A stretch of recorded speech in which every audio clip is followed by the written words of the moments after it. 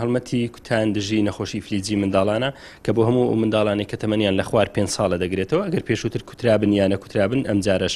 دووبارە دەکوترێنەوە.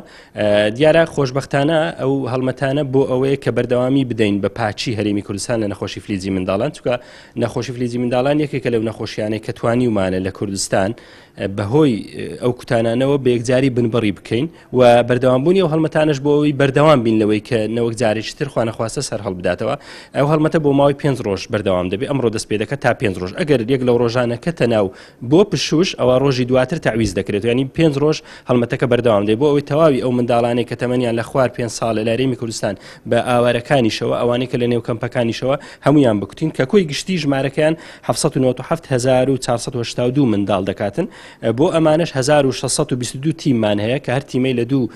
کەس پێک هاتوونە، دوو کارمەندی تەندروستی پێک هاتوون کە سەردانی ماڵەکان ماڵ دەگەڕێن بۆ کوتانی ئەو منداڵانە و 372 سەرپەرشتیاریشمان هەیە بۆی سەرپەرشتی ئەو تیمانە بکەن تاوەکو کارەکانی خۆیان بەباشی ئەنجام بدەن و داواکاریمان لە هاوڵاتیان ئەوەیە کە دایکان و باوکانی خۆشەویست ئەوەیە هاوکاری ئەو تیمانە بکەن، منداڵەکانیان بکوتن و ئەو کاتانەی کە